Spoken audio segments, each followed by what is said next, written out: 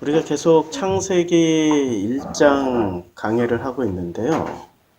창세기 1장 1절부터 지금 5절까지 했습니다. 지난 1년 동안. 여기까지 오는데 60주가 넘게 걸렸어요. 근데 왜 이렇게 많은 시간이 걸리냐면은 우리가 창세기에 가지고 있는 고정관념들이 있어서 그래요. 그 고정관념 중에 제일 큰 거는 천지창조. 이 천지창조를 천지창조를 어떻게 이해하고 있냐면 하늘, 땅, 창조, 크리에이티브, 뭔가를 완전히 새롭게 없는 데서 무에서 유를 만들어내는 그 창조로만 이해를 하고 있기 때문에 이 고정관념을 넘어서는데 1년이 걸리는 거예요. 근데 성경에서 찾아보면 하늘과 땅은 구체적으로 저 하늘, 이 땅을 얘기하는 게 팩트예요. 그런데 그 이면에 숨겨진 뜻들이 있단 말이에요. 그 이면에. 여러 가지 숨겨진 뜻들이 있는데 특히 이 땅이라는 것은 사람을 뜻할 수도 있고 그 다음에 사람의 마음을 뜻할 수도 있기 때문에 성경에 나오는 이 땅, 이 키워드를 우리가 잘 이해를 해야 비로소 창조가 뭔지를 이해할 수 있는 거죠. 창조는 이 바라라는 단어가 성경에 바라라고 되어 있단 말이야. 바라슈티 바라 엘로힘 하예타 이렇게 쭉 나가는데 요때 요 바라가 단순히 창조라는 뜻도 되지만은 만들어내다 복제하다 이런 뜻도 돼요. 굉장히 광범위한 뜻으로 쓰여지고 있단 말이에요. 그러니까 번역을 할 때는 하나님이 천지창조라고 번역을 할 때는 어떤 신학자들이 의도가 있었겠죠. 바라슈트 바라 엘로힘 하 예트 하 샤마임 해서 이게 하늘과 땅을 엘로힘께서 바라 하셨다라고 말씀하시는데 요때 하나님의 위대함을 강조하기 위해서 창조라는 단어를 선택했을 것이다 라고 수많은 학자들, 기독교 학자들은 거기에 공감하고 박수를 쳐줘요. 그런데 지금 지구상에서 가장 많은 사람들이 하나님은 위대하시다, 하나님은 위대하시다 하고 고백하는 종교가 어느 종교인 줄 아세요? 예, 무슬림들이에요.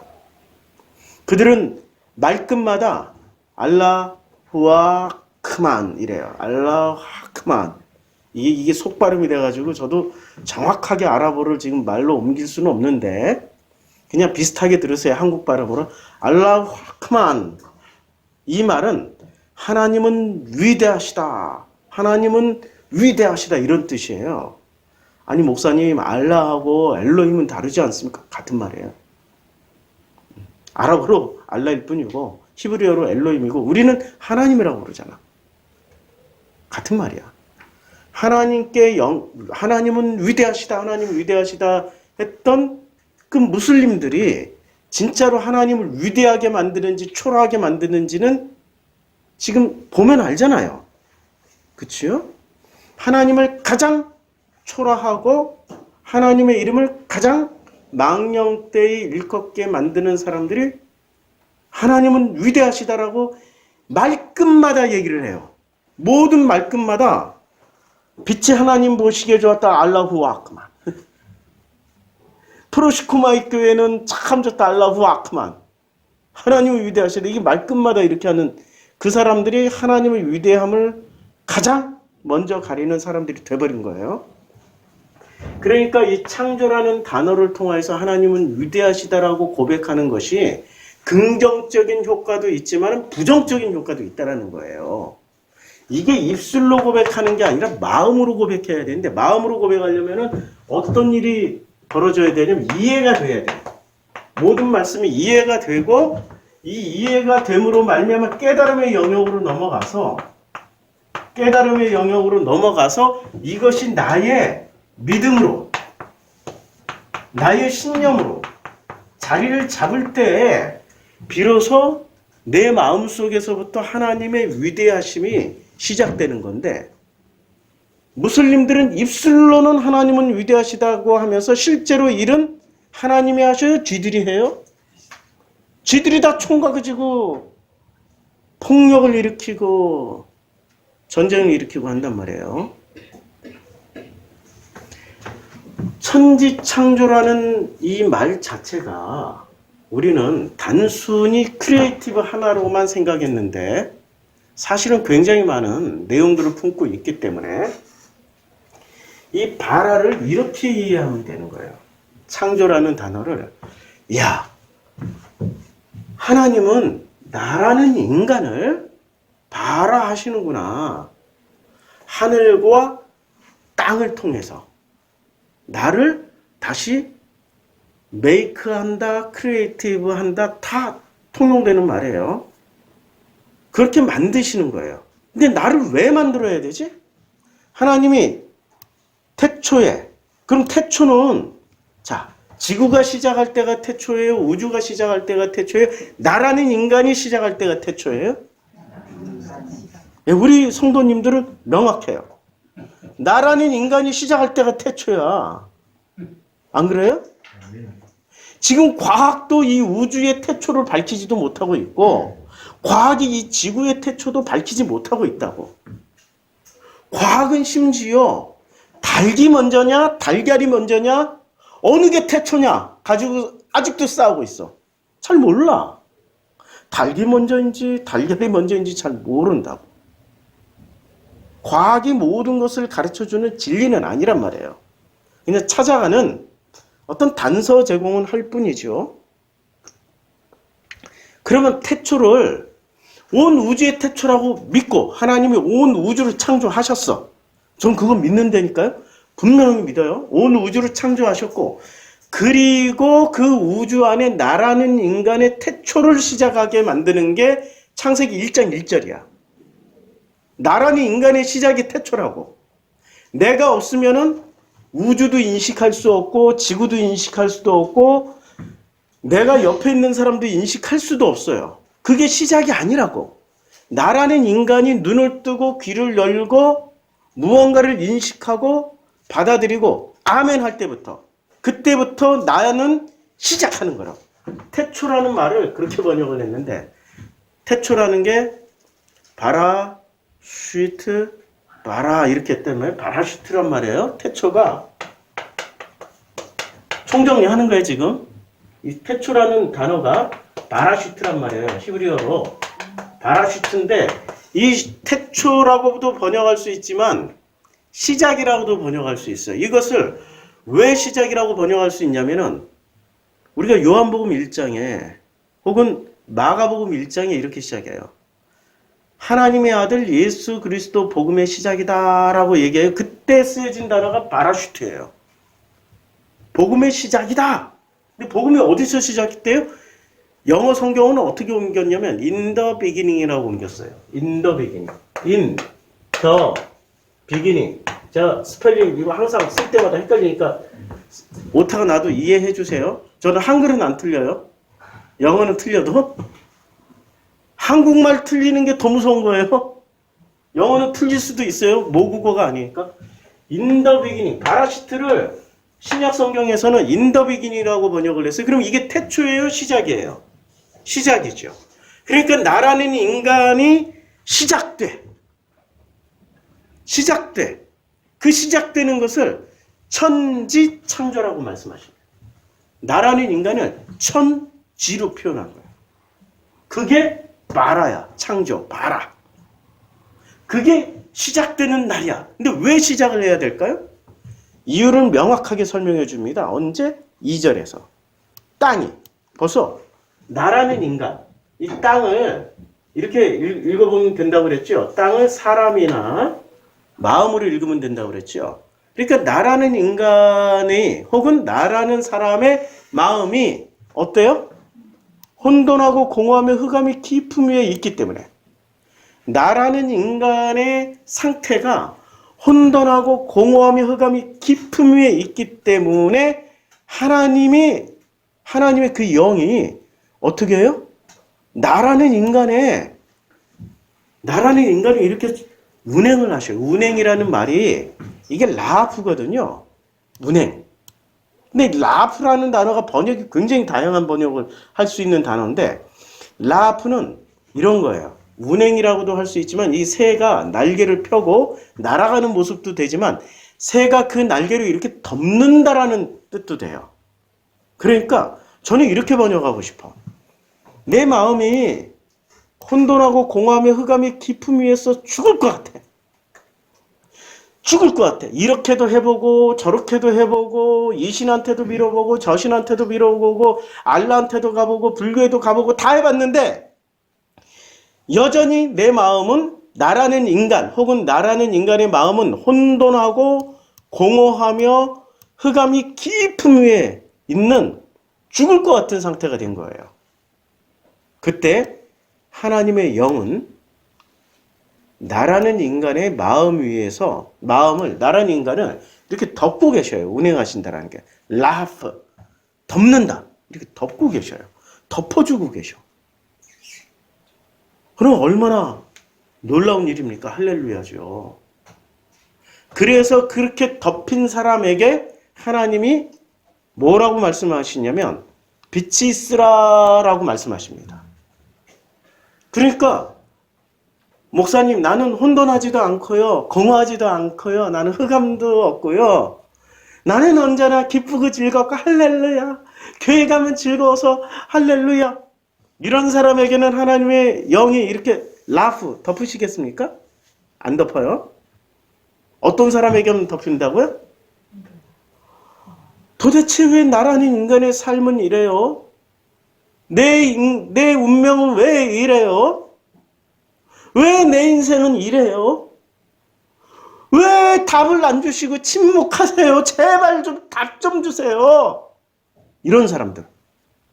그런 사람들을 한마디로 성경에서 뭐라고 그러냐면 부르짖는 자, 탄원하는 자. 그래서 신학에 탄원시라는 게 있어요. 이거 뭐라고 읽어요? 탄원시. 이게 제 탄원시가 제일 많은 데가 어디에 시편. 여호와 하나님이여 응답하소서. 여호와여 제발 대답하소서. 이러고 나오잖아요. 탄원시에. 이런 거예요. 이런 거. 도대체 내 마음은 혼돈하고 공허하며 흑암이 깊은 곳에 있는데 왜 침묵하십니까? 응답하소서. 야야 뭐 이러고. 그게 탄원이에요. 부르짖는 거라고. 절규하는 거야. 그런데 그런 탄원 부르짖고 절규하는 사람들에게 하나님이 응답하시는 거예요. 안 부르짖으면 안 해. 우리 하나님은 인격의 하나님이기 때문에 하나님 응답해 주세요. 들려주세요. 함께 해주세요 하면은 하나님이 반드시 응답을 주시는데 가만히 있으면 응답 안 하신다니까요. 물론 믿음으로 가만히 있는 사람들은 이미 응답이 들어가고 있어. 그런데 믿음조차도 없이 자기 힘으로 이겨내려고 하는 사람은 그래 네가 힘이 세나 내가 힘이 세나 한번 해보자 하고 네 힘이 빠질 때까지 기다리고 있는 게 우리 아버지야. 힘이 빠지면 뭐를 하게 돼요? 탄원을 하게 돼요. 그러니까 1장 2절은 굉장히 중요한 구절입니다. 우리의 상태가 혼돈하고 공허하며 흑암이 깊음 위에 있을 때 비로소 우리 속에서 뭐가 터져나와요? 절규가 터져나와. 부르짖음이 터져나와. 그것을 탄원한다고 그래요. 신학에서는. 그 탄원이 있는 사람들에게 비로소 하나님이 응답을 해주십니다. 그 장면이 어디서 나오죠? 출애굽기 2장. 출애굽기 1장과 2장에서 나와요. 그들이 부르짖어요. 우리들의 노동이 너무 힘듭니다. 살려주세요. 이러다가 우리들이 다 죽을 것 같아요. 그러니 도와주세요라고 할 때 하나님이 응답을 주세요. 우리가 이 세상 살아갈 때 우리 탐험, 절규, 부르짖는 장면들이 있잖아요. 근데 기독교인들은 거꾸로 배웠어요. 그렇게 하나님 살려주세요. 도와주세요. 하나님 도대체 어딨냐고요? 하는 것을 불경하다고 배워. 부르짖지 말라고. 근데 꼭 가서 또 소나무 뿌리는 잡고 소나무는 자꾸 부르짖으라고 그래. 뭘 부르짖으라고 그러냐면 자기의 혼돈과 고통과 공허함을 부르짖는 게 아니라 축복해 주세요. 소원 성취 이루게 해주세요. 이런 건 부르짖으라고 그래. 잘못 가르치는 거예요, 그거. 그런 건 안 부르짖어도 야, 내일 일은 내일 걱정해. 오늘 일은 오늘 족한 거야. 이미 너희들이 구할 것은 다 하나님이 주셨어. 믿어지시죠? 그러니까 구하지 말아야 될 것을 구하고 있고 진짜 구해야 될 것은 안 구해. 진짜 구해야 될 게 뭘 구해야 되는 거예요? 내 마음속이 혼돈하거나 공허하거나 흑암이 깊은 곳에 있는 그 마음 상태를 부르짖어서 구하라는 거예요. 이게 창세기 1장 2절이야. 그럴 때 구했더니 뭐가 이루어져요? 천지창조가 시작되는 거야. 그 천지창조가 첫 번째 하나님이 비로소 말씀을 하세요. 나라는 인간을 창조하는데 처음에 뭐로 말씀하세요? 아니 말씀으로 나를 만들어 가신다고. 보통은 우리 아버지들 좀 이 격동을 잘하는 아버지 같으면은 살려주세요 아버지 도와주세요 그러면 야 이 자식아 내가 내 말 잘 들으라고 그랬잖아. 내 말 안 듣다 그랬잖아. 이리 와 몇 대 맞고 시작해. 이런다고. 근데 우리 아버지는 그렇게 안 한다고. 행동부터 안 나가고 뭐부터 말씀하세요? 그냥 당신의 말씀으로 시작해버린다고. 말씀으로. 그래서 1장 3절에 제일 중요한 거는 빛의 내용이 중요하고 무슨 뭐 빛이 있으라 하고 빛이 있었고 빛이 하나님 보시기에 좋았더라. 이런 게 중요한 게 아니라 부르짖으면은 뭐로 응답을 주시어요? 말씀. 이게 중요한 거야. 말씀. 쓸 공간을 탄원시 자리에다 쓸게요. 뭐로 주시냐면 이 말씀으로 주십니다. 이게 굉장히 중요한 거야. 말씀으로 우리들에게 주셔요. 응답을 해주셔요. 우리들이 부르짖었더니 말씀으로 주시는 거야. 근데 그 말씀은 어디에 있는 말씀이에요? 어디에 있는 말씀이냐고. 성경에 기록된 말씀. 아니, 목사님, 이때 이 창세기가 쓰여졌을 당시에는 이 장면으로 들어와서 보면 하나님의 입에서 나오는 말씀으로 하셨잖아요. 그것도 예수가 또 말씀하셨다고. 어떻게 말씀하셨어요? 하나님의 입에서 나오는 말씀으로 하셨다고. 자, 마태복음 4장에 보면 예수께서 말씀하십니다. 사람이 떡으로만 살 것이 아니요 하나님의 입으로부터 나오는 모든 말씀으로 살 것이라고 말씀하셨어요. 사람은 뭐로 살아요? 아니, 사람은 뭐로 사냐고요? 하나님의 입으로부터 나오는 모든 말씀으로 살아요. 그러면 사람이 떡으로도 살아야 되잖아요. 자, 이제부터 우리 모든 성도님들 1년 동안 음식을 끊고 말씀으로만 산다. 할렐루야. 아무도 없어요. 다 죽어요, 그 사이에.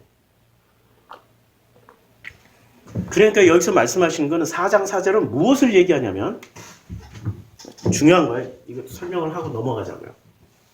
In the beginning, 천지창조 다 지우고 정말 중요한 거 드디어 오래간만에 선하기를 하나 그리겠습니다.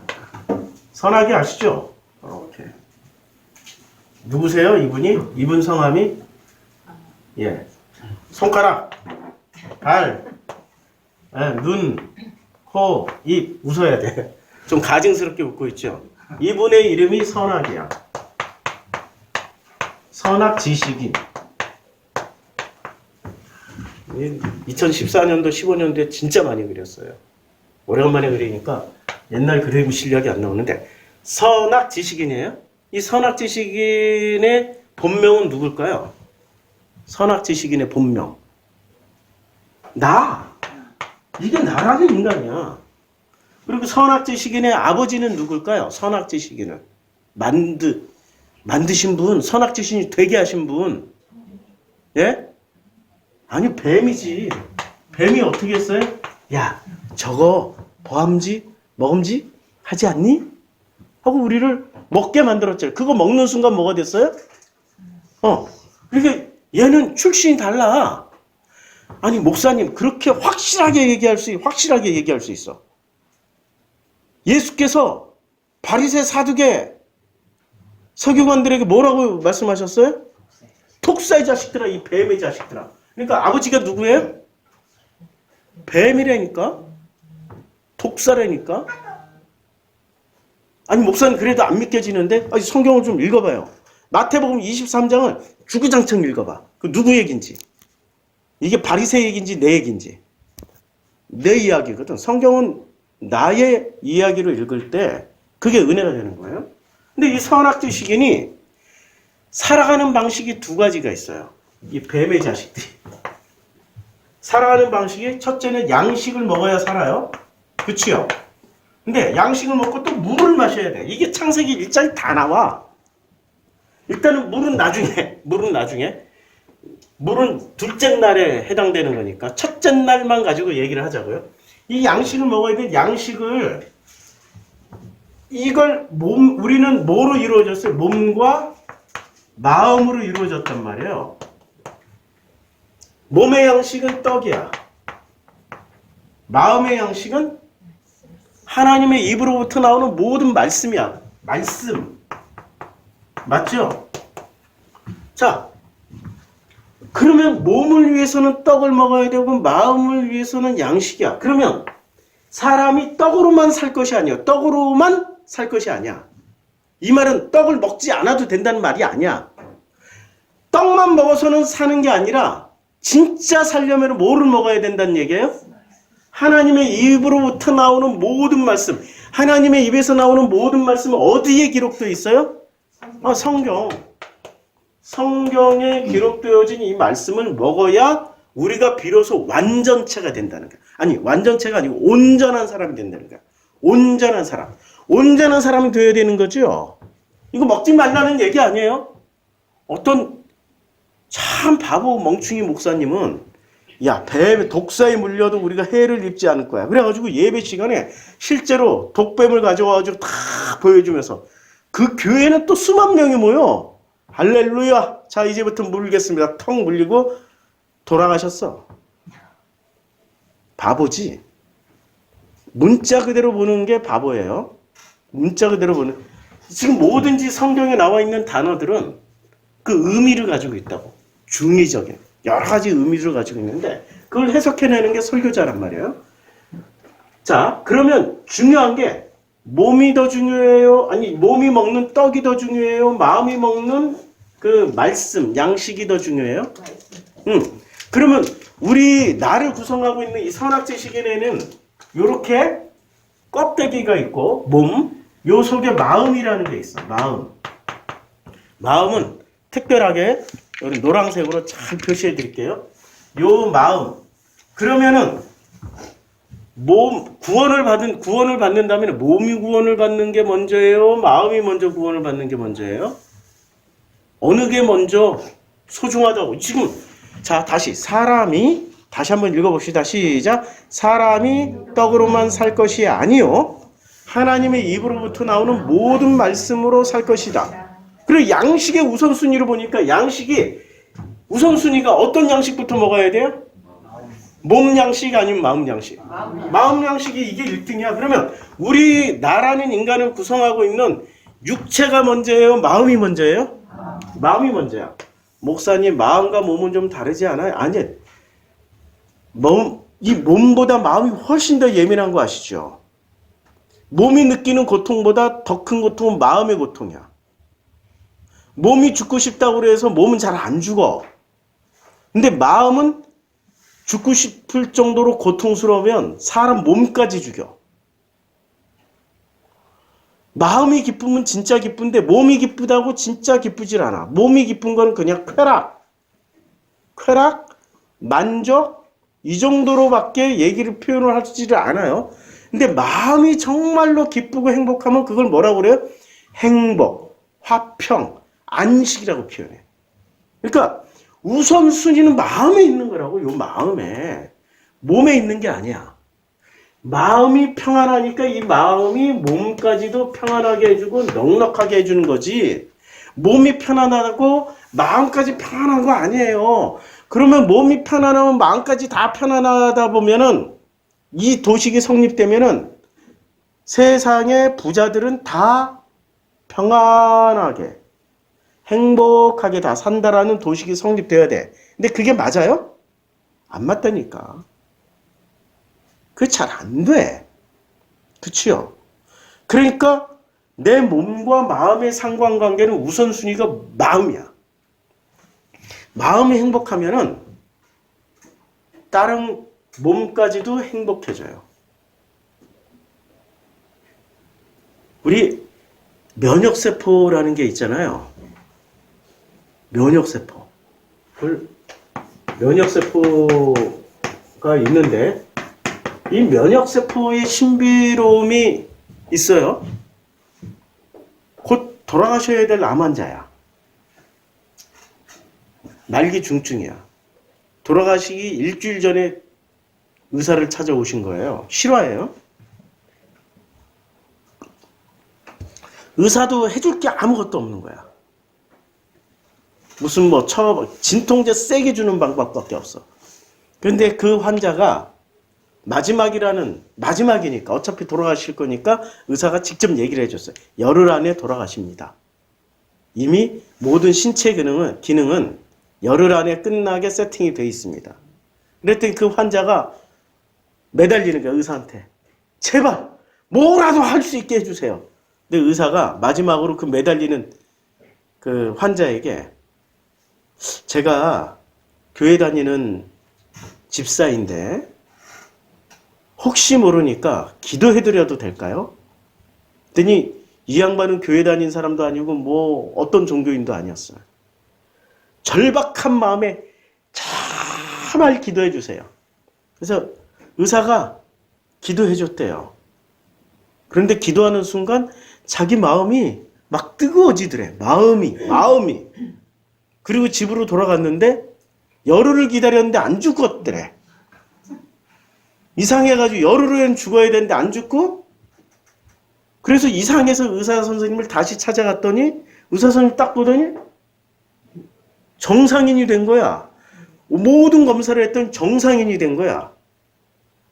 그리고 그 의사 선생님이 이 상관관계로 도대체 죽을 환자가 왜 살아났나 하고 연구에 연구를 겨듭한 결과 면역세포의 비밀을 찾아낸 거예요. 암 환자는 면역세포가 활동을 안 해서, 이 면역 기능이 활동을 안 해서 암 환자가 된 거잖아요. 근데 언제 이 죽어있는, 활동을 안 하던 면역 기능이 언제부터 활동하냐면 이 마음이 움직이면. 마음이 움직였더니 면역세포가 활동해서 그 열흘 사이에 암덩어리를 다 먹어치워버린 거야. 그러니까 몸이 먼저예요? 마음이 먼저예요? 마음이 먼저예요. 마음이 행복하면 저 지옥 같은 고난의 자리에서도 찬양이 나와요. 베드로가 로마군에 잡혔어요. 로마군이 드디어 이 기독교의 괴수, 예수당의 괴수 중에 괴수 베드로를 잡았어. 할렐루야! 그래가지고 죽이려고 십자가에 탁 매달리려고 그랬더니 베드로는 뭐라고 그런 줄 아세요? 내 스승 예수는 나를 배신한 적이 없습니다. 그런데 나는 그를 몇 번이나 배신을 했습니다. 우리 스승이 돌아가셨던 방식대로 죽는 거는 저에게는 내 마음에서 허락지를 않습니다. 다른 방식으로 죽여주세요. 그랬더니 로마군이 어떻게 한 줄 아세요? 로마군이 사람 죽이는 방법을 굉장히 많이 알고 있는데 일단 구덩이를 하나 팠어. 사람 하나 딱 들어가면 앉지도 서지도 못하게 딱 이렇게 서 있게 한 달 동안 그 속에다 넣어놓고 물하고 죽지 않을 만큼 물하고 양식을 줬어. 근데 어떻게 되겠어요? 한 달 동안 온갖 흙 속에서 이렇게 움직이지도 못하고 이러고 있는 거예요. 앉지도 서지도 못하고. 그 고통이 얼마나 심하겠습니까? 근데 서지도 앉지도 못하는 고통보다 더 큰 고통이 생기기 시작한 거예요. 이게 흙이 축축하고 각종 미생물이 있잖아요. 이것들이 파고 들어오기 시작하는 거예요. 산채로 구데기가 생겨. 온몸에 산채로 이 피부가 온갖 걸로 감염이 되고 실제로 팔에는 날라 들어올 수 있잖아. 구데기가 생기고 각종 그 곤충들의 번식지가 되는 거예요. 그 다음에 한 달 후에 물어보는 거야. 너 그래도 예수처럼 안 죽고 예수와 다른 방식으로 죽을래? 똑같은 고백을 하는 거예요. 이미 그 마음에는 우리가 오늘 읽었잖아요. 마태복음 5장에서 읽었잖아요. 자, 심령이 가난한 자는 복이 있나니 천국이 그들의 것이며 애통하는 자는 복이 있나니 그들이 위로를 받을 것이며. 그래서 심령이 가난해졌던 베드로는 천국이 베드로의 것이에요. 그 다음에 다 읽지 않고 그냥 부분만 읽을게요. 마음이 청결해졌던 베드로는 하나님을 보고 있었어요. 그리고 의를 위해서 박해를 받는 자는 복이 있어요. 베드로는 이것을 누리고 있는 중이야. 천국이 그들의 것임을 다시 확인해줘. 베드로의 것임을 다시 한번 확인해줘. 그랬더니 예수로 말미암아 너희를 욕하고 박해하고 거짓으로 너희를 거슬러 모든 악한 말을 할 때는 너희에게 복이 있다. 베드로에게 복이 있다. 이 말씀이 지금 베드로에게 이루어지고 있단 말이에요. 그러니까 베드로는 기뻐하고 즐거워하는 거야. 아니 이게 기뻐하고 즐거워할 상황이냐고. 온몸이 지금 썩어 들어가고 있고 지금 한 달 동안 앉지도 서지도 못한 극심한 육체의 고통인데도 불구하고 뭐가 이 고통을 행복으로 바꿔버렸어요. 기뻐하고 즐거움으로 뭐가 바꿨냐고. 마음. 이 마음이 바뀌니까 눈에 보이는 고통과 직접 겪고 있는 그 환난은 거꾸로 기뻐하고 즐거워하는 것으로 바뀌는 거예요. 그러니까 마음이 바뀐 사람들이야. 여기서 중요한 건 마음이 바뀐 사람들은 하늘에서 너희의 상이 크는 거야. 그런데 마음은 모르고 몸의 고통을 느끼면 상이 커? 그래. 그러면 몸의 고통을 느끼러 가야지. 순교하러 가는 거야. 순교하러 가잖아. 이슬람 무슨 옛날에 그 샘물 무슨 교회 거시기 사건이 있었잖아요. 그렇잖아요? 그 사람들은 가서 마음이 심령이 가난하지도 않고 마음이 청결해서 하나님을 보지도 못한 상태에서 진짜 그런 박해를 당하고 고난을 당하면 상이 클 줄 알고 가서 했어. 클까요? 마음이 바뀌지 않은 상태에서는 그거 아무 소용없어요. 너희 전에 있던 선지자들도 이같이 박해하였느니라. 그러니까 전에 있던 선지자들도 뭐가 바뀌어서 박해를 당한 거예요? 마음이 바뀌어서. 우선순위는 마음이라고. 마음이 바뀐 사람들에게 이제 해당되는 거예요. 13절부터는 세상의 소금이 되는 거예요. 마음도 안 바뀌었는데 내가 세상의 소금이요 빛이요 소금과 빛의 역할을 하면은 뭐만 먹여요? 그 사람들에게? 아니 먹여야 되는 게 마음의 말씀, 마음에 주는 양식, 하나님의 입에서 나오는 말씀. 이 말씀을 다시 말하면은 이 말씀이 복음이란 말이에요.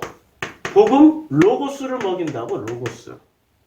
그런데 마음이 바뀌지도 않은 상태에서 선교하지, 봉사하지, 충성하면 뭐만 먹이다 오는 거, 뭐만 먹이다 가는 거예요? 몸의 떡. 제가 짐바브웨에서 선교할 때 목표가 딱 분명했어. 밥 먹이러 가는 거야. 밥만 먹여주면은 그리고 밥 먹이고 성경을 암기시키고 성경을 외우게 하면 그들이 하나님을 만날 수 있다라는 확신을 가져왔어요. 그 확신으로 짐바브웨 아프리카 선교를 4년을 했는데 4년 만에 그 자리에서 이렇게 하나님 뭐라고 얘기하시냐면 거기를 떠날 때 야, 내가 왜 떠나야 돼요? 하나님이 말씀을 해주셔요. 분명하게. 너는 예수를 알라. 저 예수 아는데 예수 알기 때문에 선교하고 목회하고 하지 않았어요. 그런데 하나님이 또 한 번 더 말씀하셔요. 내가 왜 예수를 알아야 되고 했을 때 너는 예수를 더욱더 알라. 아는데요? 했더니 하나님이 한 번 더 너는 예수를 공부해라. 그래가지고 선교지를 떠나서 그대로 하나님이 보여주신 그 길대로 그대로 여행을 갔더니 그 여행 다니면서 깨달은 게 내가 예수를 몰랐구나. 신학을 그렇게 공부를 했고 목회를 하고 선교까지 했는데도 결론은 내가 예수를 몰랐구나. 사람들에게 나는 뭐만 먹이다 온 거예요? 마음의 양식, 복음을 먹이질 못하고 그냥 몸의 떡만 먹이다 왔어요. 몸떡. 우리 바리새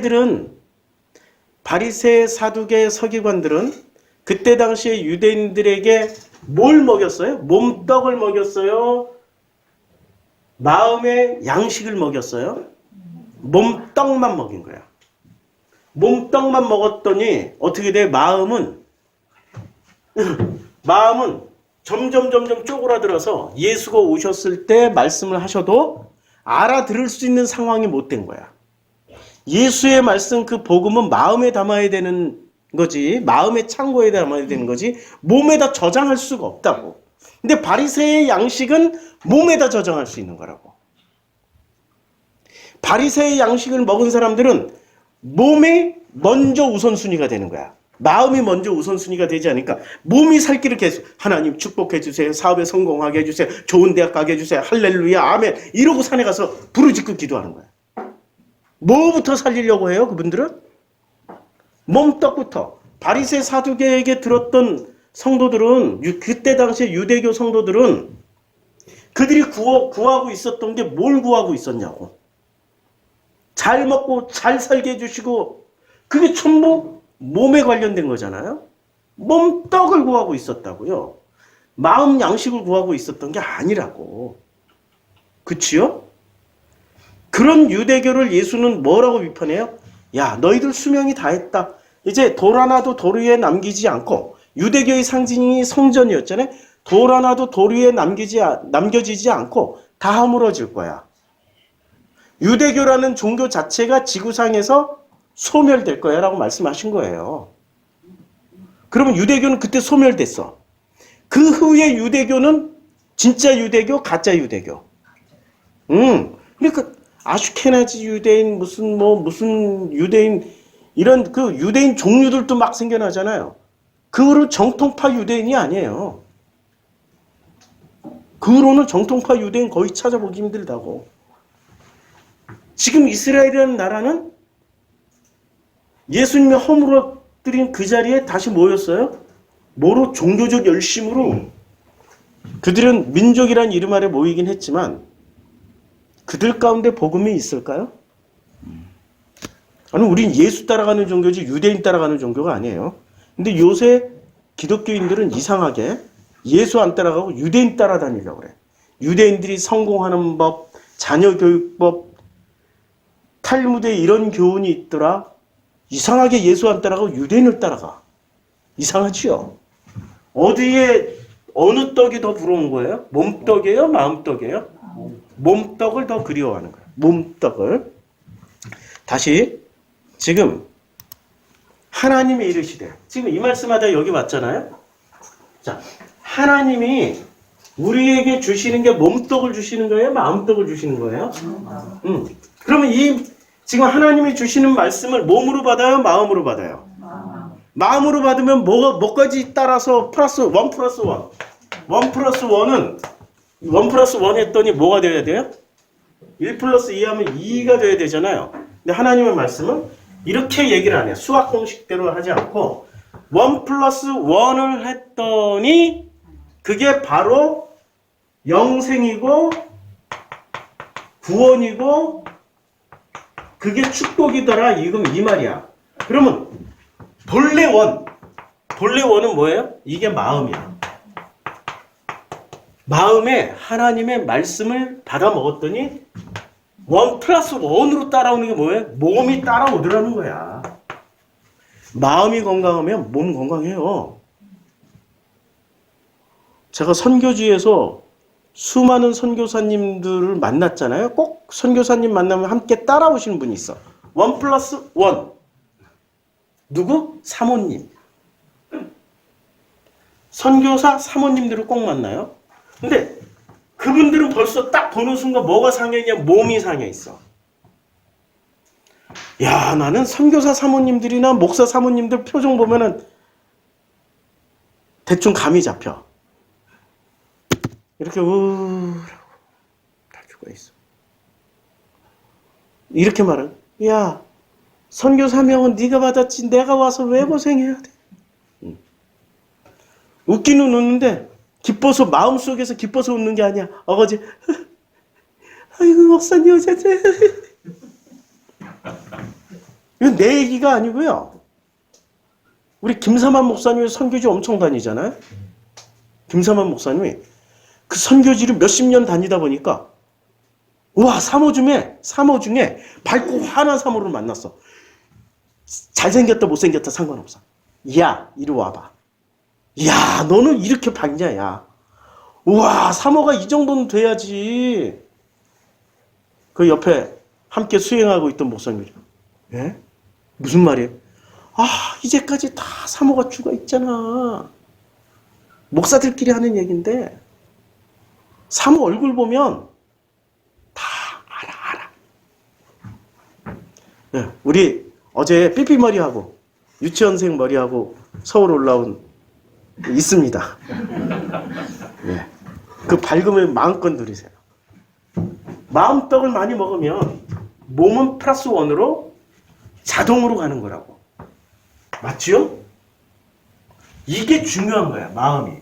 그런데 지금 유대교는 바리새 사두개는 이게 중요한 게 아니라 이걸 바꿔버렸어. 마음떡이 우선이 아니고 이렇게 바꿔 먹었어. 몸떡을 잘 먹으면 마음이 1 플러스 1으로 플러스 1으로 따라온다라고 가르친 거예요. 이게 유대교의 사두개, 바리새, 서기관들이 가르쳤던 핵심 내용이야. 그래서 이들은 언제나 마음은 안 보이잖아요? 근데 몸은 보여.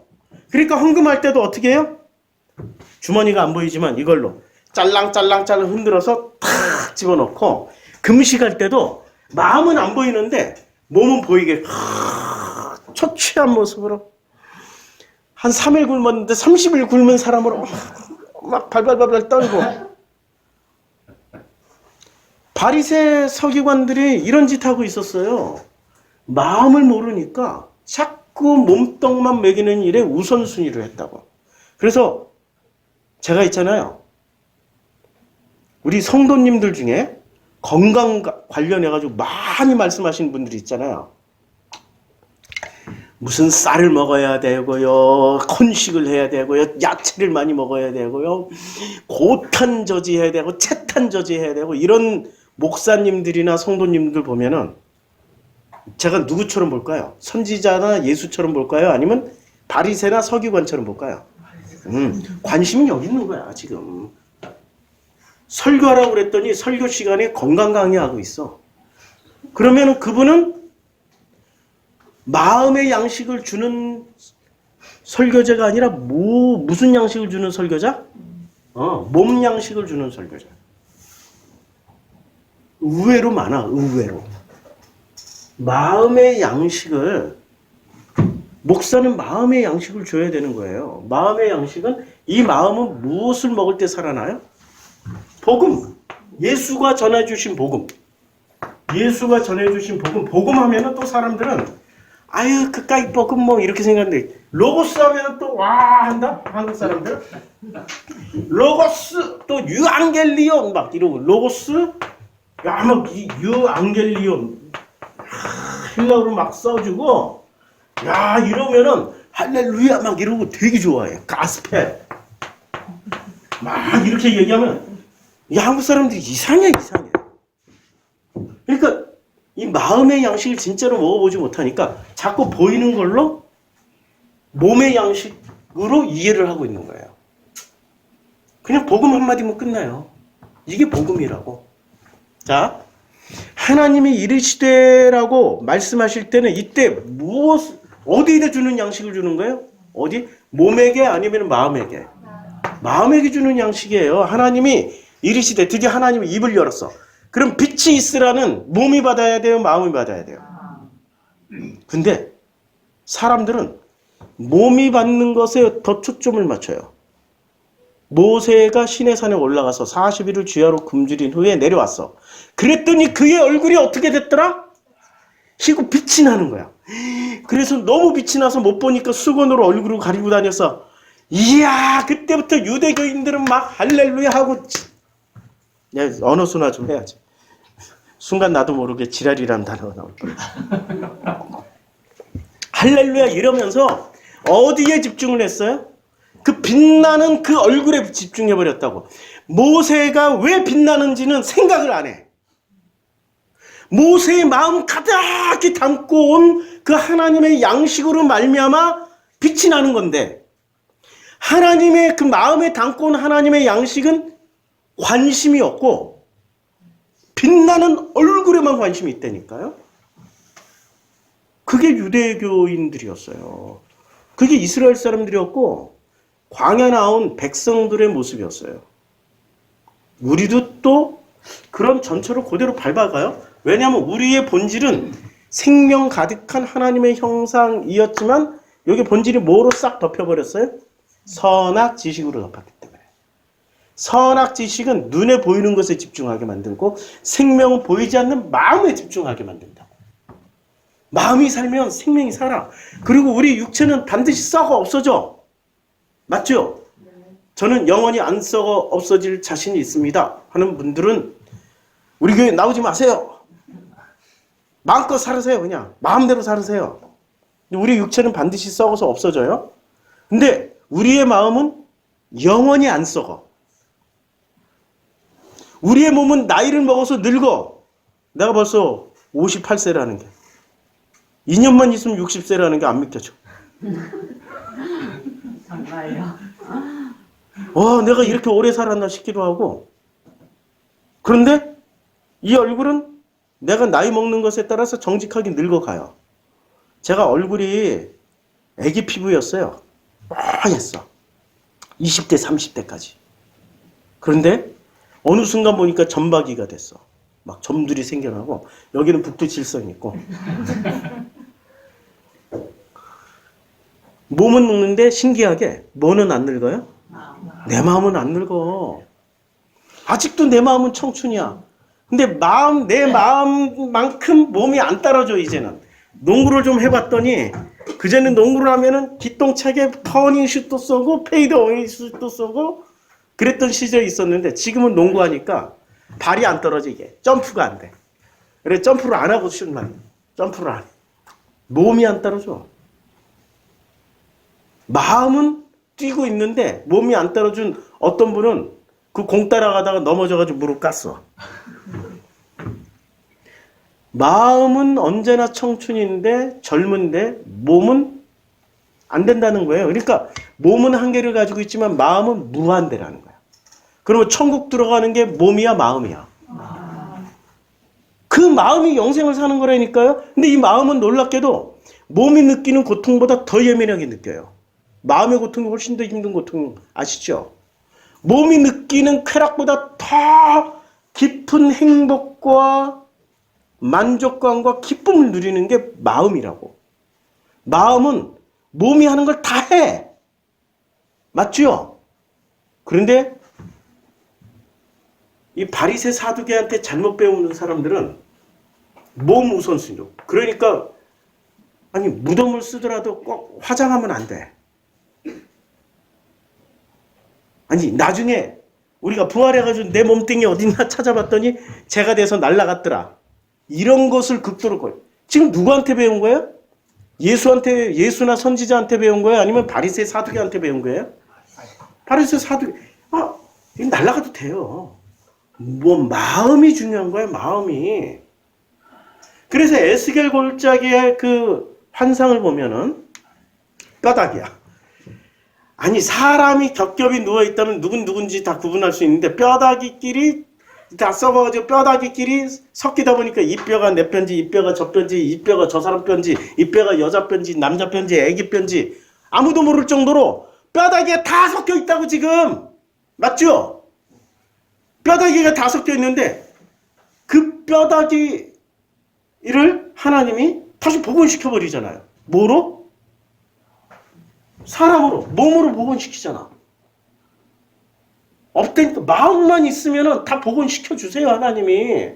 중요한 게 마음인데 이 바리새 사두개 제사장들한테 잘못 배운 사람들은 마음을 우선시하지 않고 몸을 우선시한다고. 자, 그래서 하나님이 이르시되 이 말씀 안에는 굉장히 중요한 어떤 엄청난 철학과 엄청난 깊이의 그 성경의 내용이 담겨 있는 거예요. 그래서 하나님이 딱부터 안 주는 거야. 야, 널 살리려면 너가 땅이 너의 마음이 혼돈하고 너라는 인간이 혼돈하고 공허함에 흑암이 깊음이 있으니까 자, 살아야지. 어떻게든 살아야지. 진짜 살아야지 하고 이렇게 살아야지 하고 모두 이렇게 놓고 가고 살 수 있게 밥도 먹여주고 이거부터 안 했다니까. 아니, 우린 어떤 그 순복음이 있잖아요. 우리 춘천에서 봤잖아. 그 순복음. 푸른 교회 맞은편에 있는 순복음. 사람들을 살리기 운동을 하는 거예요. 뭐로요? 돈으로. 한 사람 데려오면 100만 원. 10사람만 데려가면 1000만 원이야. 조건이 있어. 석 달을 계속 나와야 돼. 석 달을 계속 나오면 그 데려온 사람에게 100만 원을 줘. 그때 한 100명 정도 해가지고 큰 돈 벌었더라. 뭐 이런 성도도 있어요. 근데 큰 돈은 벌었는데 100명씩 100만 원, 100명 데려오면 얼마예요? 1억. 헌금을 10억을 했더라. 다 털어먹어, 다 털어먹어. 속지 말라고. 반드시 털어먹어. 세상에 공짜 없어요. 헌금으로 다 털렸어. 자, 그 교회에서 뭐를 해요? 교인들 데려오라고 몸떡을 주는 것부터 가르쳐 줬다고. 몸떡. 우리 하나님은 지금 몸떡부터 준 게 아니라 마음의 떡부터 줬다고. 하나님이 말씀하시되 말씀부터 주셨다고요. 이게 살리는 원칙이야. 기독교는. 기독교의 원칙은 살리는 방식이 몸떡부터 주는 게 아니에요. 마음의 떡부터 줘야 돼요. 그런데 선악지식인들이 문제는 마음의 떡이 뭔지를 모르니까 기왕이면은 우리 지금 라면 한 끼도 먹을 게 없는데 라면이라도 좀 놓고 가지. 그럼 라면 놓고 와야지 어떻게 해. 그분들은 마음이 뭔지를 모르니까 마음을 전달할 걸 해줘야지. 맞죠? 그러다가 그 라면 가운데 숨겨진 마음을 전달할 수 있는 게 궁극적인 목표가 돼야 되는데 라면만 주고 오고 떡만 주고 오고 가서 봉사만 실컷 해주고 몸이 힘든 만큼 자기는 행복해. 나 이만큼 고생했어. 할렐루야. 하나님 기뻐해 주시고. 웃기고 있네. 그 사람 마음에 복음을 주고 오는 게 궁극적인 목표여야 되는 거죠. 그렇죠? 그러니까 하나님의 방식은 있잖아요. 창세기 1장 3절에서 보시듯이 몸떡부터 안 준다니까요. 마음떡부터 주시는 거야. 근데 그 마음떡의 첫 번째 떡이 뭐예요? 마음에 주는 떡이 빛이야. 와! 할렐루야. 지금 이게 예수님이 사단에게 사람이 떡으로만 살 것이 아니요 하나님의 입에서 나오는 모든 말씀으로 산다라고 그랬잖아요.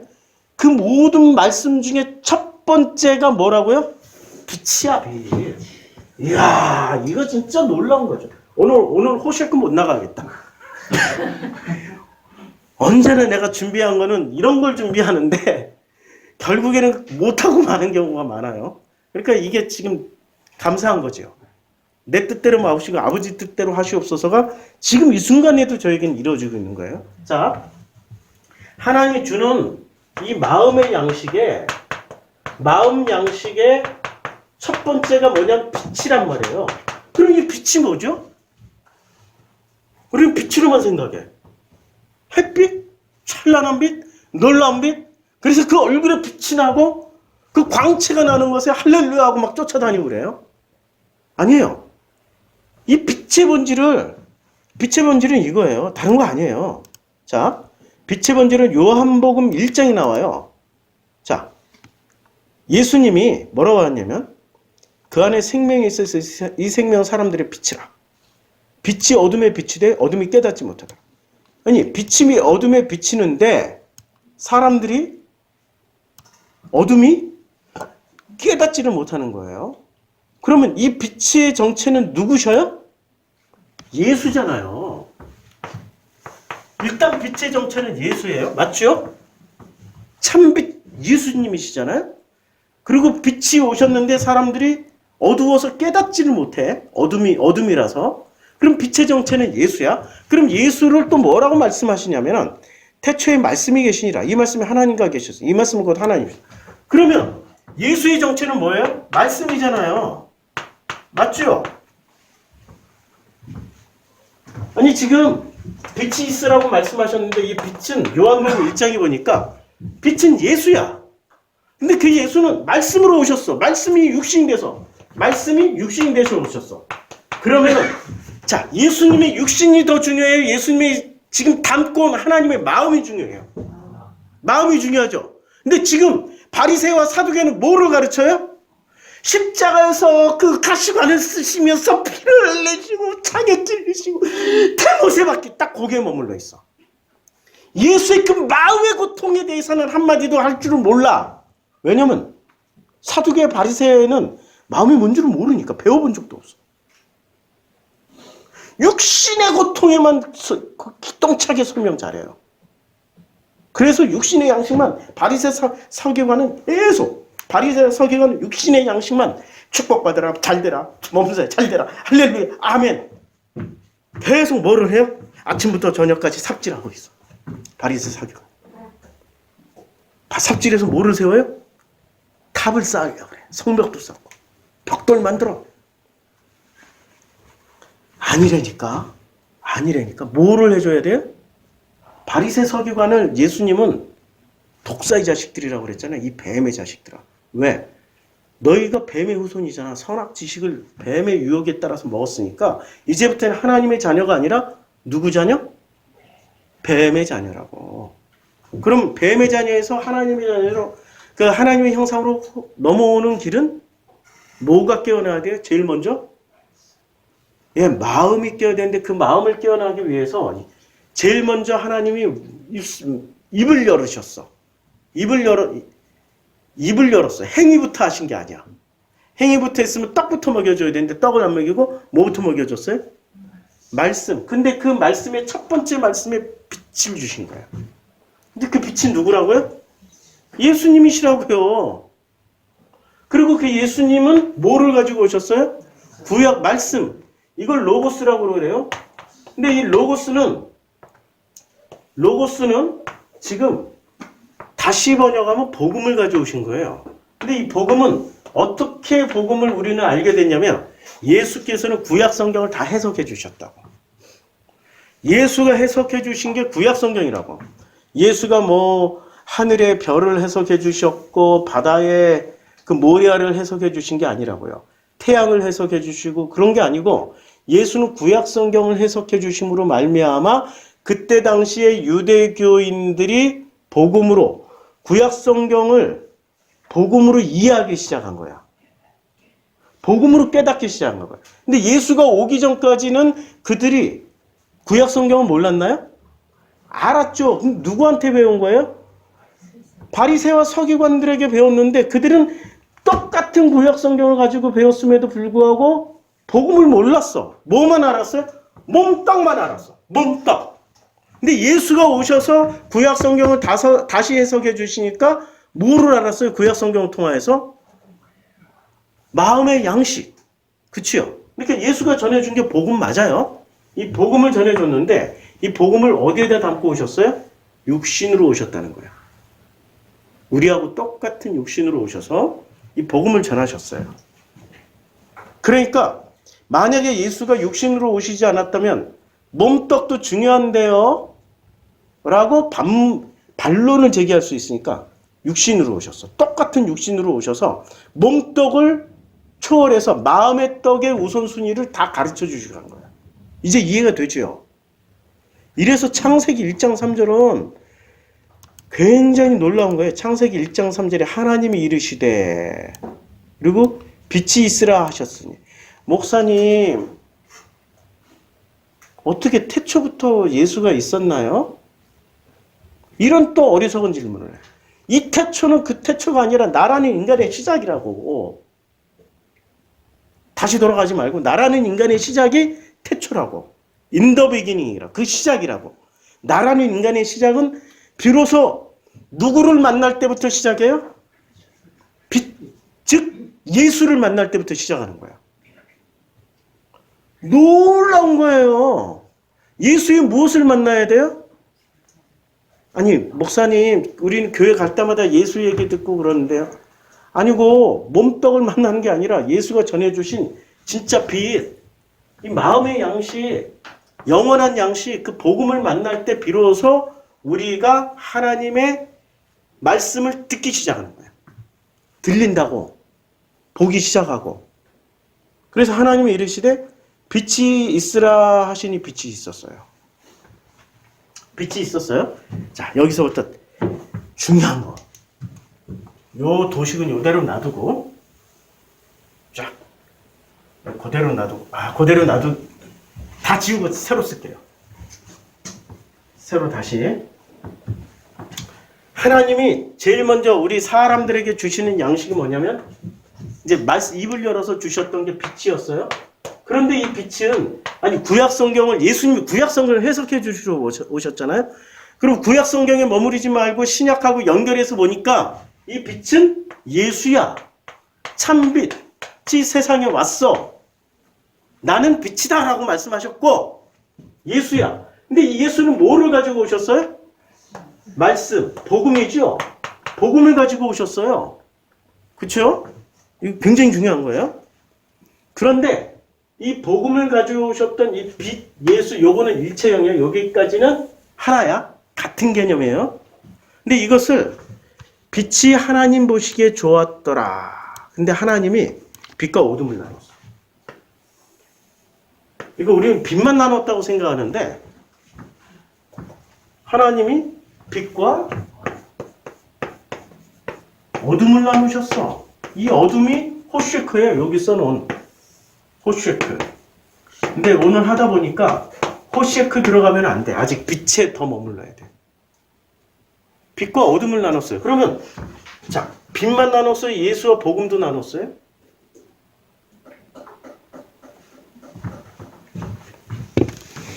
우리는 성경을 참 잘 몰라요. 한마디로 말해서. 왜 모르는지 모르는데 잘 못 배웠으니까. 가르쳐주는 사람도 없고. 예수가 돌아가실 때 보세요. 예수가 돌아가실 때 어떻게 하다 돌아가셨냐면 제9시에 예수께서 크게 소리 지르시되 엘리 엘리 라마 사박다니 하시니 이를 번역하면 나의 하나님 어찌하여 나를 버리셨나이까 하는 뜻이에요. 그렇죠? 예수께서 큰 소리를 지르고 숨지셔요. 그런데 이렇게 큰 소리를 지르고 숨지실 때 하나님 아버지가 응답을 하실까요? 응답하셨나요? 응답 안 해주셨다니까요? 신학자들은 이 장면에서 하나님이 누구를 버리셨다고 그래요? 하나님이 아버지가 아들 예수를 외면했다. 예수를 외면했다. 이건 좀 굉장히 겸양, 이렇게 프로텍트, 보호하면서 하는 말씀이고, 좀 과격한 신학자들 버렸다라고 얘기해. 외면한 정도가 아니라 버렸다. 아니, 아들을 왜 버려야 될까요? 숙제. 아들을 왜 버려야 될까? 카메라 밖으로 벗어났다. 숙제. 아들을 왜 버려야 됐죠? 왜? 이유를 아무도 모르잖아. 온전하시고 순전하시고 하나님의 본체이신 하나님이신데 왜 버려요? 왜 외면을 했어요? 여기 창세기 1장이 나오잖아요. 여기 나왔잖아 벌써. 빛과 어둠을 분리하셨다고. 그럼 사람들이 빛과 어둠을 분리하면 이 빛을 원래 요때 예수라고 믿겠어요? 요때 이 빛인 예수를 예수라고 믿겠어요?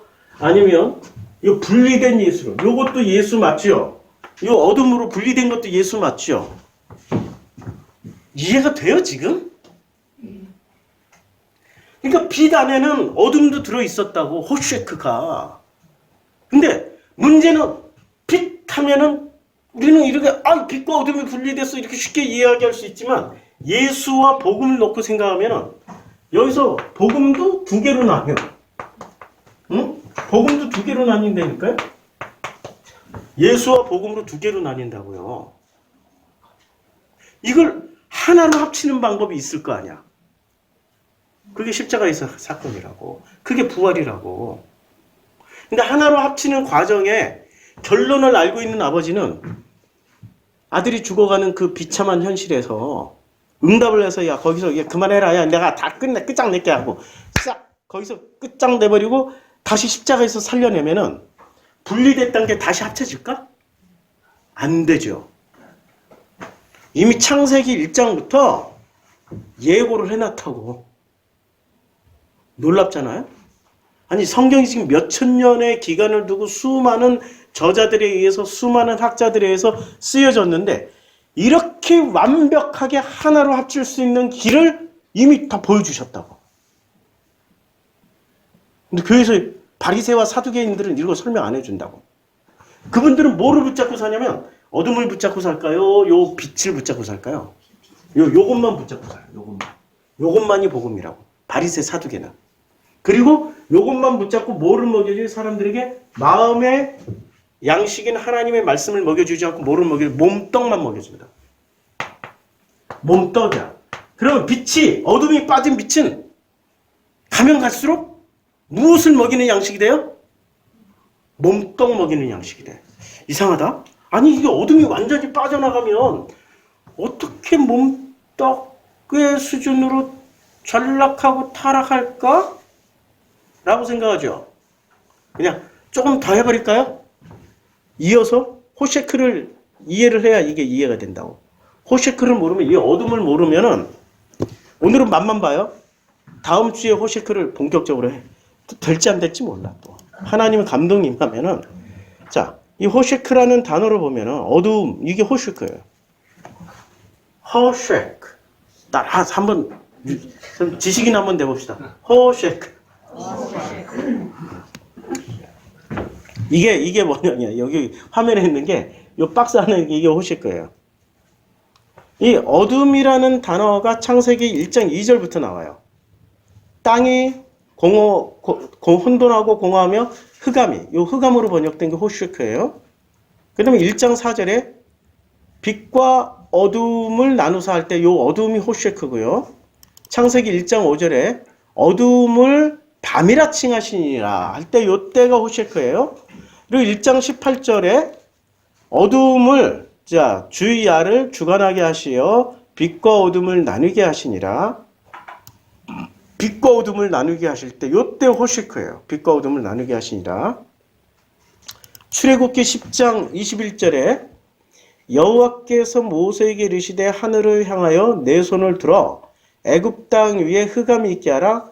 곧 더듬을 만한 흑암이다. 엄청 어두운 흑암이 이제 요때 흑암이라는 게 그러니까 빛에서 분리된 호쉐크예요. 이게 호쉐크예요. 지금 이 호쉐크를 확 덮어버려. 확 덮는 목적이 뭐죠? 호쉐크를 확 덮어버리는 목적이 있을 거 아니에요. 예? 확 덮어버리는 목적이 뭐죠? 야, 출애굽을 하는 거야. 출애굽을 하라고.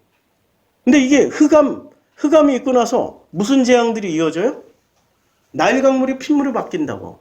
그리고 마지막 재앙은 양고기 먹고 양피 바르고 문설주에 바르고 양피 바르고 이렇게 얼굴에도 바르고 문설주에도 바르고. 그러니까 그 안에 애굽 안에서는 지금 그들이 늘상 마시고 있었던 물의 정체가 뭐였어요? 아니, 나일 강물을 계속 마시고 있었는데 그 나일 강물이 뭐였냐고. 피였죠. 그래서 이게 둘째 날 넘어가면 물 나와요. 궁창과 궁창이 있고 윗물 아랫물은 아니고 그 피의 정체가 예수를 가르쳐 줬다고. 지금 유월절 사건 양고기 먹고 문설주에 피 바르고 이거 뭐 하는 게 예수 얘기잖아요. 근데 어떤 예수를 알고 있었어요? 이 예수를 알고 있었어요? 나는 예수를 알고 있었어요? 요게 1장 3절이고 창세기 1장 3절이고 여기 1장 4절부터야. 그러니까 1장 4절에 예수만 알고 있었어. 1장 4절의 예수에서 1장 3절의 예수를 알아가려면 어떻게 해야 돼요? 역순으로 광야에 나가야 된다니까. 광야에 나가게 하기 위해서 어떻게 해요? 제일 먼저 주는 재앙이 호쉐크. 어둠 속에 확 집어넣어버려. 내 마음이 어두워지고 내 마음이 고통이 심해지고 내 마음이 아프면 그때부터 할렐루야 하셔야지. 그때부터 하나님 살려주세요. 왜 이런 고통을 나한테 주세요? 진짜 젠장 맞아. 정말 짜증나고. 내가 믿는 하나님은 능력이 하나님이잖아요. 막 이러고 이런 엉터리 같은 기도를 하고 있어. 그 고통이 임하는 순간부터 하나님이 나를 호쉐크에 넣어서 다시 1+1으로 이게 원이고 1+1 성경이 제일 많이 나오는 1+1으로 해서 뭐를 한다고 1+1의 결론이 구원이요 영생을 얻게 하고 영원한 안식으로 나를 축복해 주시려고 1+1을 시키는 거라고요. 지금 이해가 되죠? 자, 이 호쉐크의 용법을 더 보자고요. 호쉐크의 용법에 출애굽기 14장 이제 호쉐크의 용법을 이사야 10편 이사야로 한번 넘어가죠. 이사야는 아주 그냥 호쉐크의 용법을 정확하게 얘기해 줍니다. 호쉐크가 두 번이나 쓰여진 문장이 있어요. 이사야 5장 20절 악을 선하다 하며 선을 악하다 하며. 그러니까 악을 어떻게 해요? 악을 선하다 하고 선을 악하다 하면 흑암으로 광명을 삼으며. 이 같은 논리야. 흑암으로 이게 흑암이래. 흑암으로 광명을 삼으며 광명으로 흑암을 삼으며 쓴 것을 단 것으로 삼으며 단 것을 쓴 것으로 삼는 그들은 화 있을진저. 와, 호쉐크가 여기서 이렇게 쓰여지네. 그러니까 악을 선하다 하고 선을 악하다 하고 흑암으로 광명을 삼고 광명으로 흑암을 삼으며. 이걸 그냥 큰 글자로 보자고요. 큰 글자로. 자, 이게 이사야 5장 20절이란 말이에요. 시작 좀. 이사야. 맞죠? 그래서 5장 20절에 보면 악을 선하다 하고 선을 악하다 하며. 이게 누구였어요? 바리새 사두개였다니까요. 흑암으로 광명을 삼고 광명을 흑암으로 삼아. 이게 지금 바리새 사두개였어요. 쓴 것을 단 것으로 삼으며 단 것으로 쓴 것을 삼는 자들은 화 있을진저. 그리고 스스로 지혜롭다 하며 스스로 명철하다 하는 자들은 화 있을진저. 지금 화 있을진저는 누구 어법이야 지금? 예수가 누구한테 하던 어법이에요? 마태복음 23장으로 가면 예수가 하시는 말씀 잘 들어보세요. 자, 화 있을진저 외식하는 서기관들과 바리새인들이요. 화 있을진저 외식하는 서기관들과 바리새인들이여 화 있을진저 눈먼 인도자의 너희가 말하되 예? 그 누군지 아시죠? 화 있을진저 외식하는 서기관들과 바리새인들이여 자, 이 화 있을진저 외식하는 서기관들과 바리새인들이여 화 있을진저 외식하는 서기관들과 바리새인들이여 그리고 이 외식하면서 이 뱀들아 독사의 새끼들아 야 예수님이 나보다 좀 욕이 세요. 예? 욕이 훨씬 세. 이 뱀들아 독사의 새끼들아 이거 훨씬 세. 그러면 독사의 새끼들 이걸 또 문자주의로 또 예수님을 신격화시켜서 흑암을 빛으로 삼고 빛을 흑암으로 삼고 선을 악하다고 악을 이렇게 하시는 분들은 나한테 또 예수님은 그렇게 욕 안 하셨어요. 그럼 어떻게 하셨는데? 예수님 거룩하게 하셨어요. 어떻게 해요? 한번 흉내내보세요. 이 독사의 새끼들아 이렇게 거룩하게 하셨다고 또 변명을 해주려고 그래. 지들이 위대한 하나님을 만들고 있어. 아니니까 내가 흉내를 낼 수 없을 정도로 정말 세게 말씀하셨어. 어떻게 지옥의 판결을 피하겠느냐. 그러니까 구원 공식은 이게 구원 영생 안식 이렇게 가면 되는데 이걸 1+1으로 안 하고 이렇게 딱 분리를 해버려. 바리새의 특징이 뭐예요? 분리해버리니까 지옥의 자식을 만드는 거라고 지금. 빛과 어둠을 분리했으니까 끝까지 분리해서 하나로 1+1으로 하는 방법을 안 가르쳐줘. 그러므로 내가 너희에게 선지자들과 지혜 있는 자들과 서기관들을 보내매 너희가 그 중에 더러는 죽이거나 십자가에 못 박고 그 중에 더러는 너희 회당에서 채찍질하고 이 동네에서 저 동네로 따라다니며 박해하리라. 누가 박해를 해요 지금? 예, 뱀들의 자식이 독사의 새끼들이 박해를 하는데 예수께서 산상수훈에서 이렇게 말씀하시죠. 이제 산상수훈 심령이 가난한 자는 복이 있나니 천국에 그들일 것이며 애통하는 자는 복이 있나니 그들이 위로를 받을 것이며 온유한 자는 복이 있나니 그들이 땅을 기업으로 받을 것이며 의에 줄이고 목마른 자는 복이 있나니 그들이 배부를 것이며 긍휼히 여기는 자는 복이 있나니 그들이 긍휼히 여김을 받을 것이며 마음이 청결한 자는 복이 있나니 그들이 하나님을 봐요. 마음이 청결해 하나님 봐요. 화평하게 하는 자는 복이 있나니 그들이 하나님. 그러니까 화평은 누가 해요? 심령이 가난한 자들.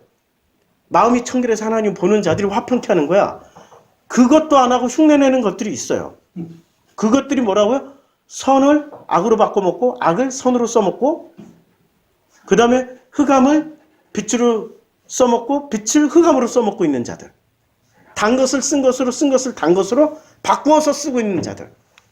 그들은 화평케 할 수가 없다고. 가짜 화평이라고. 그러니까 우리 유대교인의 2000년 전에 유대교 회당이나 예루살렘 성전 가면은 어떤 표정이 제일 많냐? 할렐루야. 이런 표정이 제일 많아. 이거 웃는 거야, 우는 거야, 뭐 하는 거야, 도대체. 할렐루야. 평강이 있을지어다. 2000년 전 예루살렘 성전이나 회당이 제일 많았던 표정이 이거라고. 자기의 어둠이나 과거는 싹 숨겨버리고 가짜 표정으로 가면 쓰고 와서 가지고 할렐루야.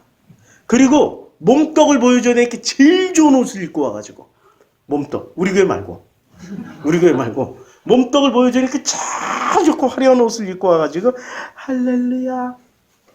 뒤에 가서는 집에 가서는 찌주 먹고 싸우고 지랄들을 하고 별딱 하는데도 교회 가서는 언제나 제일 선한 걸 보여줘야 되니까 악을 선으로 바꿔야 되니까 할렐루야.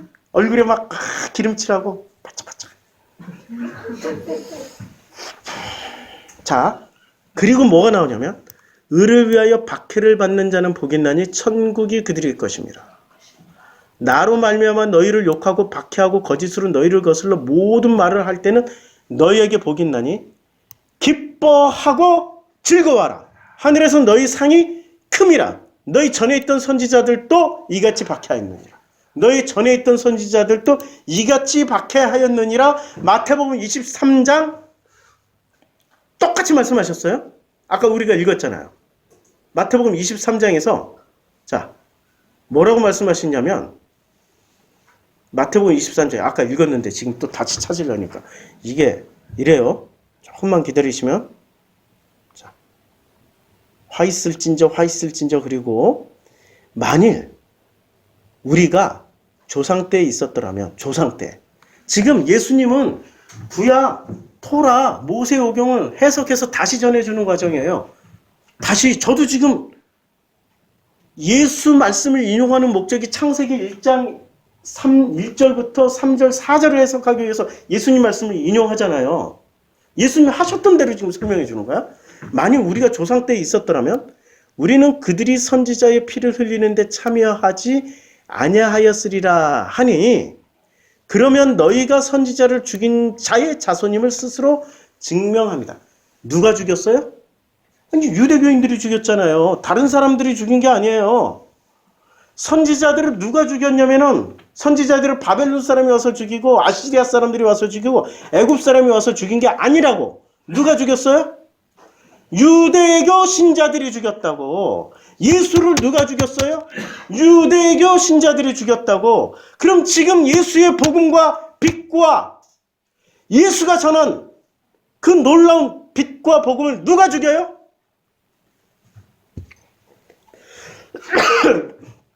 말 안 하네. 말하면 나도 박해받아. 지금 선지자처럼 죽고 싶지 않아. 말 안 할래. 예수가 말씀하세요. 너희가 너희 조상의 분량을 채우라. 그럼 어떻게 하라는 얘기예요? 하던 대로 나 죽이라는 얘기야. 그치요? 하던 대로 하라고. 그래야 너희들이 가지고 있는 이게 그르다라는 걸 알게 돼서 요 경계가 쫙 허물어지고, 요 경계가 쫙 허물어지고 어떻게 된다고? 1 플러스 1이 돼가지고 드디어 1장 3절의 빛으로 건너가게 된다고. 이렇게 건너가게 된다고. 그 말씀하시는 거예요. 그리고 예수는 또 화를 돋고 나 좀 죽여달라고. 저 너희 조상이 분량을 채로. 뱀들아 독사의 새끼들아. 난 예수님 이런 게 너무 멋있어. 진짜 멋있어. 야, 이렇게 화통하게 그냥. 뱀들아 독사의 새끼들아. 너희가 어떻게 지옥의 판결을 피하겠느냐. 야, 참. 그리고 의인 아벨의 피로부터 성전과 제단 사이에서 너희가 죽인 바라게아의 아들 사가랴의 피까지 땅에서 흘린 의로운 피가 다 누구에게 돌아가요? 예수님이 지옥이란 단어를 언급할 때 누구한테 언급했어요? 뱀들아 독사의 새끼들한테 언급을 했어요. 이때니까요. 뱀들과 독사의 새끼들은 반드시 이리로 가요. 그럼 뱀과 독사의 새끼들에서 거듭나야 돼. 뭐로? 하나님의 형상으로 거듭나야 되는데 어떻게 거듭나요? 첫 번째가 행위로 거듭나는 게 아니야. 행위로 떡을 주는 게 아니고 몸떡을 주는 게 아니라 복음을 전해줘야 돼. 그 빛을 전해줘야 되는데 어떤 빛? 1장 3절의 빛, 1장 4절의 빛. 1장 3절의 빛. 그리고 이 빛은 신약성경으로 오시니까 예수님이야. 그 예수님이 오셔서 가르쳐 주신 것은 복음이야. 복음을 전해줘야 돼요. 떡을 주는 목적은 복음이어야 돼. 떡만 실컷 먹이면 자기 만족으로 끝장나. 아시겠죠? 기도하겠습니다. 우리 이 시간에 기도할 때 다 한 목소리로 한번 기도해 봅시다. 다 한 목소리로. 정말 우리는 몸떡을 추구하고 살았는지 하나님 주신 그 마음의 양식을 간절히 구했는지 바꿔달라고 기도하겠습니다. 아버지 하나님,